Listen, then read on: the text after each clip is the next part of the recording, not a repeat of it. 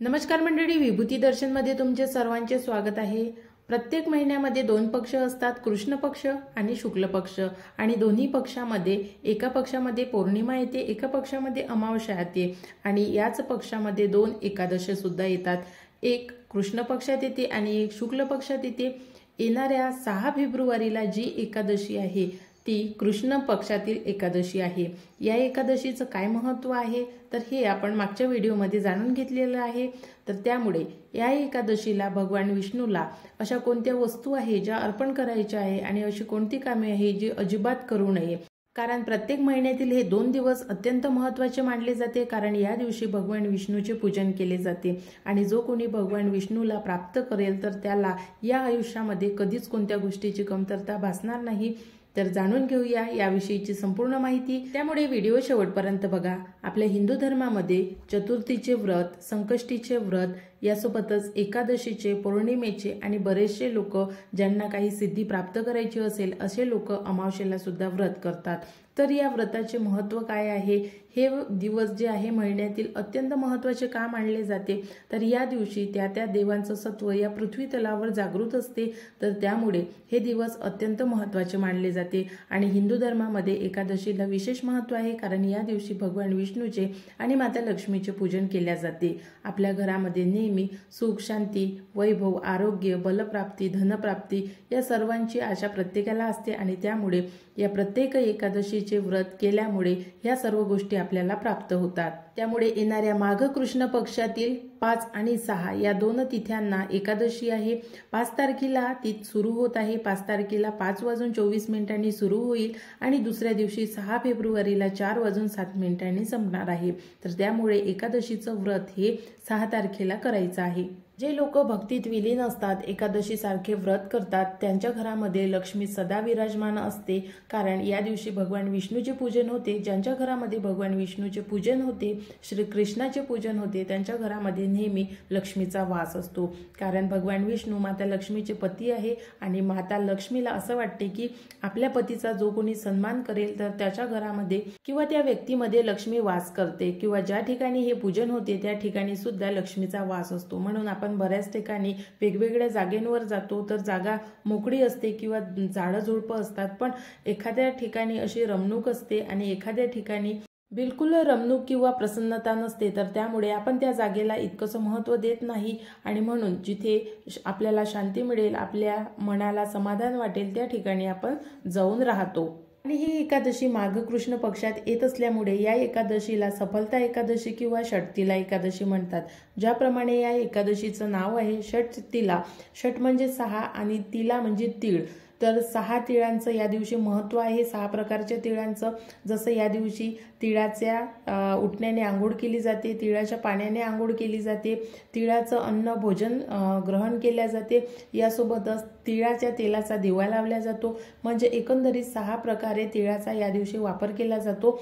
तर तिळाला या दिवशी, या एकादशीच्या दिवशी खूप जास्त महत्त्व आहे। त्यामुळे तुम्हाला कर्माच्या कोणत्या संकटातून जर मुक्त व्हायचं असेल तर या दिवशी अवश्य काळ्या तिळाचं दान करावं।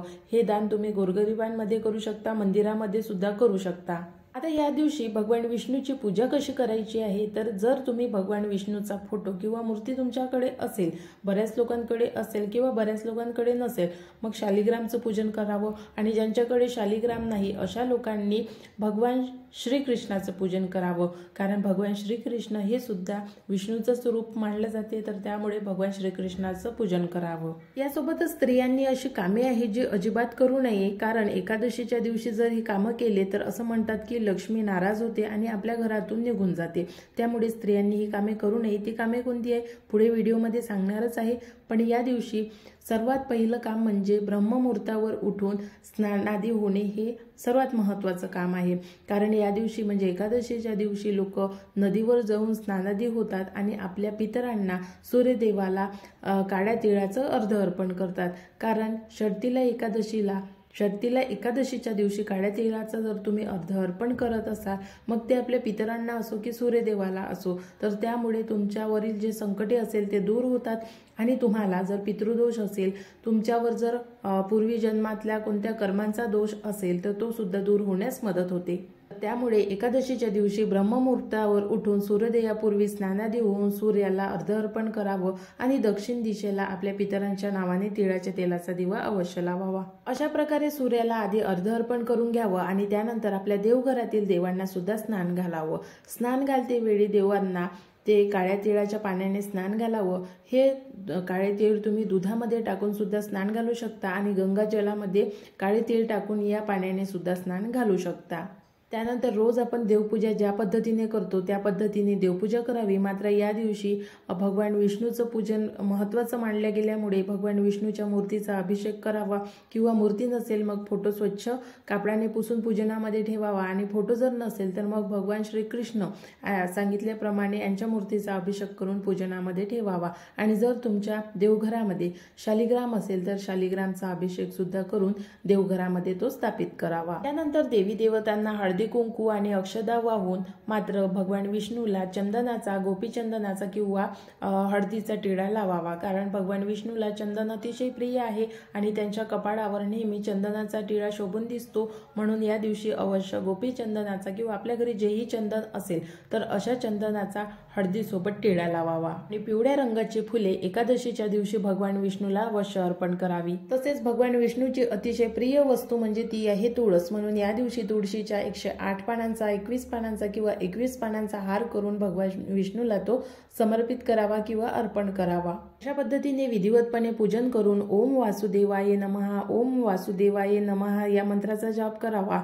फुले धूप दीप अक्षदा वाहून भगवंताला नैवेद्य दाखवावा। आणि तिळाचं खूप जास्त महत्त्व असल्यामुळे या दिवशी ज्यावेळी आपण नैवेद्य बनवतो तर त्यामध्ये तिळाचा अवश्य वापर करावा। तर अशा पद्धतीने संपूर्ण पूजाविधी करावी आणि त्यानंतर भगवान विष्णूची आणि माता लक्ष्मीची आरती करावी। तर अशा पद्धतीने एकादशीच्या दिवशी भगवान विष्णूचे पूजन करावे। आता स्त्रियांनी या दिवशी कोणते कामे करू नये। सर्वात महत्त्वाचं तर स्त्रियांनी या दिवशी कोणालाही वाईट बोलू नये। यासोबतच वाईट बोलल्यानंतर कोणालाही चुकूनही श्राप देऊ नये। श्राप म्हणजे आपण एखाद्याविषयी जर आपल्याला राग आला असेल तर त्याला कोणता ना कोणता वाईट शब्द बोलतो तर तो बोलू नये आणि याचं वाईट व्हावं याचं खराब व्हावं याच्या मुलाबाळांना असं व्हावं किंवा याच्या घरामध्ये असं व्हावं वाईट शब्द कोणताही बोलू नये आणि त्या व्यक्तीला समोरच्या व्यक्तीला कोणत्याच प्रकारचा श्राप देऊ नये। कारण असं म्हणतात की एकादशीच्या दिवशी देवतेचं तत्व पृथ्वी तलावर जास्त प्रमाणात जागृत असते आणि तुम्ही देवतेची आराधना करता आणि इतर लोकांना वाईट बोलता श्राप देता तर त्याचा परिणाम तुमच्यावर होतो। तर त्यामुळे या दिवशी वाईट बोलू नये आणि कुणालाही श्राप देऊ नये। त्यानंतर पुरुषांनी जर हे व्रत केलं असेल तर पुरुषांनी या दिवशी मद्यपान करू नये आणि बाहेर भोजन करू नये। त्यासोबतच मांसाहार सुद्धा करू नये। या दिवशी स्त्रियांनी कोणालाही दानपुण्य करण्यासाठी मनाई करू नये। अवश्य या दिवशी दानपुण्य करावं आणि जर तुमच्याकडे कोणी दान मागायला आलं असेल तर त्याला शुद्ध मनाने आणि चांगल्या भावनेने अवश्य दान करावं। तसेच स्त्रियांनी या दिवशी जर तुम्हाला कुठून बाहेरून दान मिळालं असेल तर ते ग्रहण करावं। मात्र त्यामध्ये जर कोणती खाण्यासारखी वस्तू असेल तर ती एकादशीच्या दिवशी अजिबात खाऊ नये। अशा प्रकारची जी कामे आहेत स्त्रियांनी अजिबात करू नये ज्यामुळे तुमच्यामुळे लक्ष्मी नाराज होईल आणि तुमच्या घरातून लक्ष्मी निघून जाईल। तर त्यामुळे अवश्य प्रसन्न मनाने शुद्ध अंतकरणाने कोणाचीही मदत करा, कोणालाही दान करा आणि इतर लोकांना वाईट बोलू नका। तर त्यामुळे तुमच्या घरामध्ये नेहमी लक्ष्मीचा वास राहील। आशा करते तुम्हाला आजचा व्हिडिओ आवडला असेल आणि तुम्ही व्हिडिओ पूर्ण बघितला असेल तर चॅनलला सबस्क्राईब करा, बेल आयकॉनला प्रेस करा, व्हिडिओला लाईक करून जास्तीत जास्त लोकांपर्यंत शेअर करा। नवीन व्हिडिओमध्ये नवीन माहिती सोबत लवकरच भेटू। आजचा व्हिडिओ बघितल्याबद्दल धन्यवाद।